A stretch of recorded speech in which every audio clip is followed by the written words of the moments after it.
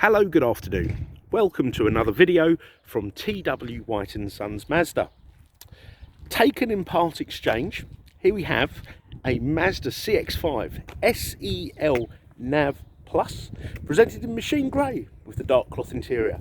So this has got the 2 litre, 165 PS, so that's the power output, petrol engine. So probably the most popular engine in the range. And this car we actually supplied from new. So I always like to give a little bit of background in all my videos. We supplied it new on the 4th of March 2019 to a gentleman, not mentioning names, but he's been a long-standing customer here at TW White's. I think this is his third, yes, I think it is, his third CX-5. So I did actually ask him the other day, I said, so you're happy with the cars? He said, well, he goes, they get better and better.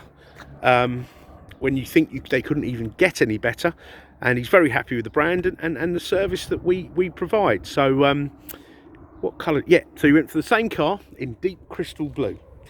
So this car enjoys a full service history with us here at TW White & Sons over in Orpington, so it's never been anywhere else, and it is in really lovely condition.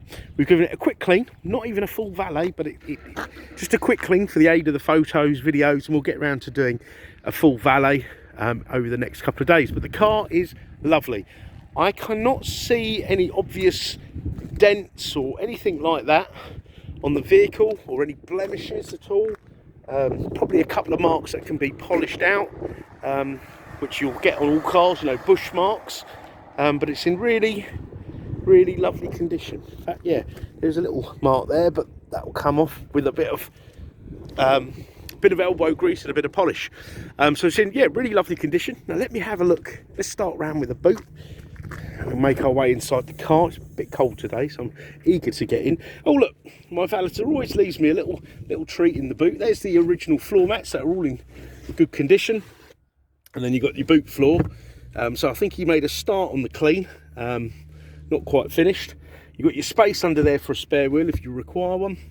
You've got these very handy levers that assist you in folding the seats down. The seats will go flat, and that gives you a huge space for loading, or you can even sleep in the back. Tonneau cover, this all comes out, and there is a place for it to live under here, which is good, because a lot of our customers, when they take out the tonneau covers, they can often put them somewhere, forget they're there, and they go missing. The seats just pop up like so. This middle one would be really handy for me, because when you're doing a bit of DIY, you need that extra space, but you still need the seats. That little ski hatch can pop down. Now you've got the all-important USBs in the back there. That's for charging. There are 4 in total in the car. These are for charging only. The front ones are charging and reading data, and the all-important cup holders. You've got ISOFIX anchorages in the 2 rear outer seats. As you can see, this car's had a seat in. Sorry, this isn't ripped or anything like that. It's just when you've got the seats in, it takes a bit of time for the material to go back to that state there. Okay, so you've got ISOFIX anchorages in the 2 rear seats there. I just want you to pay particular attention to the opening of the rear car. Mazda, when they designed this facelifted car, they designed it so you got a lot of access for the rear. So a lot of families buy these, and if you're put a child into a child seat, and I'm quite a broad chappy, it makes it a lot easier. And also, if you've got, on the other end of the spectrum, elderly parents, friends, etc., to get in and out of the car, it makes life very easy. So I think that's a real plus point, getting in and out of the vehicle with ease. You've got loads of room in the cabin. You've got this lovely cloth interior. I'll be honest with you, cloth or leather, I think cloth is more comfortable, but you know, leather's nice as well, and you get the heated seats. But these are incredibly well-spec cars, even without the leather seats, which you get on the sport model. Obviously, this is the SE-L, and I'll go through the specs. The earlier cars were a little less well-equipped, but with these, you've got a lot of features that the sports or the higher-end cars had as options you'd pay for, and you get it standard on this car, which I'll go through when we get in the vehicle. So hopefully you can see from this video and from the photographs I've taken, the car is in good condition, very good condition.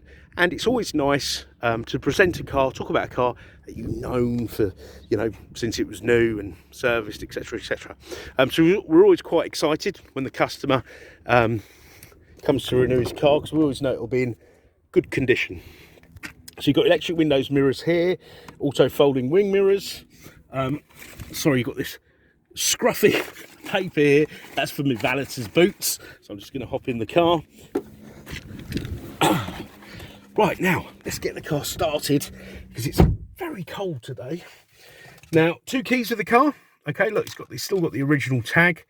For the keys. Now, if you put your foot on the clutch when you've got the key in the car, this will light up green and the car fires into life. Curious, actually, 8 degrees. It feels a lot colder, so I think there must be a bit of wind today. So, car fires into life. I'll turn that radio down. You've got your speedometer, rev counter, and you've got MPG and your fuel gauge. Cars, this era of cars are minus a temperature gauge. So, because we've got a few customers ask this actually, so I want to point it out. So you have a blue light, which often people think is a coolant light. So you're low on coolant, you're not. But it will be blue until the car warms up. Obviously, I've driven down here, so the car has warmed up. So it will be blue, and then it will go off. And if it ever went red, which I've never seen on any of our cars, that means the car is running too hot, which is when you kind of would stop the vehicle. Now, this is the SE-L Plus model. Now, the SE-L Plus came with a lot of features that were an option on the Sport, yeah, and it was quite, I say it's expensive, but it was about £800. Now, let me explain what you get. Now, you get blind spot monitoring. So there's little, in fact, I think I can get them to light up. There you go. See that? And you get that in the other wing mirror as well. If somebody was to overtake you or undertake you, that will light up. It'll also bleep just to say, be careful. Someone's coming from the outside or inside. Don't pull out. You know, it's a little warning just to sort of preempt you. And, you know, it could avoid a collision. So a really good safety feature there. You've also got lane departure warning system. So if you were to veer out of a lane, so imagine those 2 white lines, that's a lane on the motorway. If you were to veer out of a lane without indicating, the car will also warn you by a rumble, a bleep. You can sort of go into the settings and change that. A bit like when you go into the hard shoulder and you get that rumbling noise, it will sort of emulate that in the vehicle through the steering. Now, you've also got high beam control. So you put your high beam on full.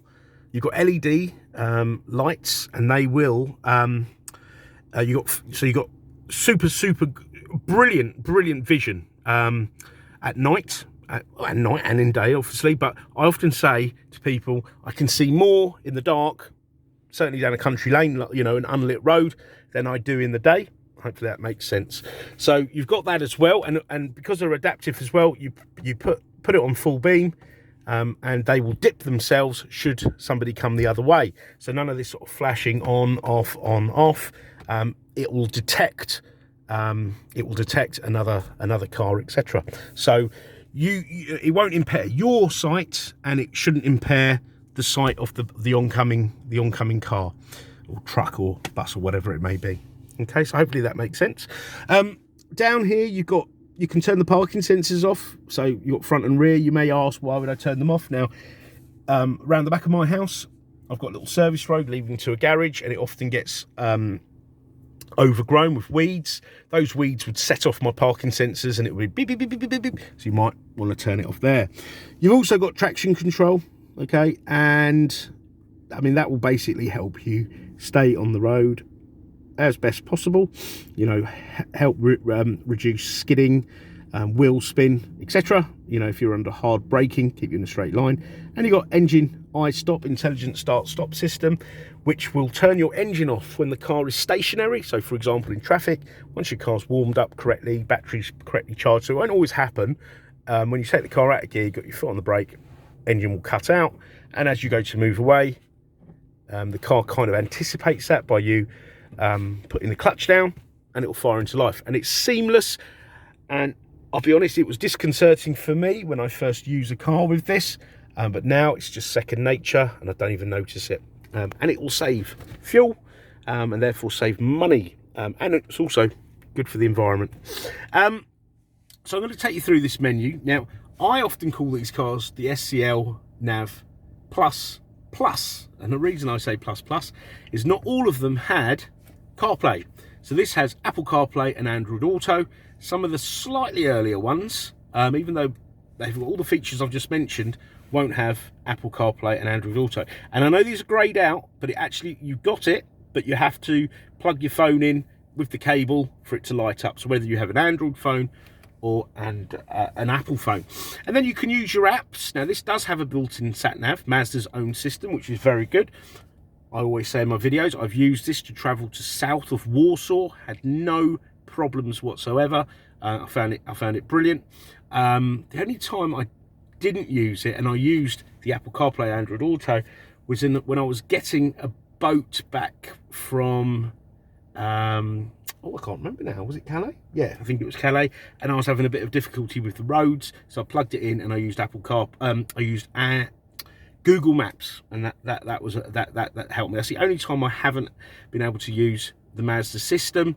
Oh, I found it a little bit confusing. It took me to, well, it looked like a sort of a commercial liner with containers and bits and pieces. So I was definitely at the wrong gate.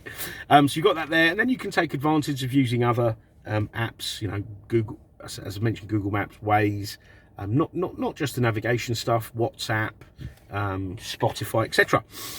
Okay, now so also in the applications you've got, let's have a look, fuel consumption monitor. All right, now remember I mentioned iStop. Currently it's not ready, reason being the battery isn't fully charged. Yeah, okay, so it won't switch the car off unless everything's running as per the spec, because it would use more energy and use more fuel to restart the car than it would to switch it off, if that makes sense. Okay, so you've got that there. Let's have a look here. What have I done here? Right, I wanted to applications, next screen, here we go, that's what I wanted. So remember I mentioned trees. Now total range boosted by iStop on this drive. Okay, so I've not driven very far, have I? So 1.9 miles. I haven't saved any trees yet, but when you look at it as a whole, it'll tell you how much how many trees you would have saved, and your range, what it's been boosted by. So it's been boosted by 1.9 miles. Okay, so yeah, all really good stuff. Now on the entertainment side, you've got DAB radio. Now I know a lot of people are quite familiar with this, but if you're not, you get a lot more channels, huge selection, look, absolute 80s, 90s. I would say there's something here, no matter what you're into, whatever genre, even if it's just, you know, a talk radio, from all around the world, there's something here, so that keeps me entertained. But you've also got the more traditional channels, FM, AM, but DAB I think will probably take over in its entirety, like in terms of the radio stations. I know some FM channels have switched off and they're only on DAB, and you know, now you've got Talk Sport on DAB, no need to listen to it in that poor sort of AM quality. Okay, so you've got your entertainment there, but you can also use AHA Stitcher or apps. I've never used that, but Bluetooth, so you can stream anything from your phone. And you've got USB 1 and 2, which live in here, and that as I say, you can stick a memory card in, or an iPad or iPod, is that what they call them? And here's the navigation. So the navigation system, very good. put the postcode in and off you go, dead easy. But you can, you know, have route preferences, shortest route, fastest route, avoid motorways, avoid tolls, etc. I once brought a car back from the south coast. It was brand new. I was trying to keep the mileage to a minimum, so I went on shortest route, and it took me down roads that I didn't know existed, and I thought on a nice summer's day doing a scenic route like that would really be a pleasure. I actually quite enjoyed that. You can also find places, set a category. Often, you know, I'm looking for parking, for example. So let's have a look around here. When you're late for a meeting, you've never been to the place, look, and it will tell you parking, the direction, and the distance. Now, if you were to set up a Wi-Fi hotspot from this car, from your phone to the car, so the car is connected to the internet, which I'd probably do on a long journey, and this would enable the car to give you live traffic updates through the sat nav. And also that screen I just showed you, you can search for like fuel stations. It will give you the fuel price, direction, company, etc. Weather updates. So it just gives you that little bit more data. So if I was on a long journey, it's probably something I'd look to do. In your settings page here, you've got like display settings. You can turn that off, change the contrast, etc, etc. Safety, we've gone through most of this. Lane keep assist, blind spot monitoring. The car's got smart braking, smart city brake support, smart braking system. So if, for example, you're driving down the road and you get too close to a car in front, it will put the brakes on. Okay. Now let's have a look in here. Yeah, you can adjust the sensitivity to it. Okay. I've sometimes got close to a traffic island, and the car will sort of intervene, and I thought, well, that's a bit intrusive, so I've put the settings down. Now, smart city brake support. Okay, so you've got smart brake support and smart city brake support. That's if you're doing under 20 miles an hour. I'll give you a scenario. You're looking out the window, you're in traffic, stop start for like an hour. It's a hot summer's day. You're getting really bored of it, and your car starts rolling as you're looking out the window, and the car in front has stopped. If you get too close, the car will apply its brakes.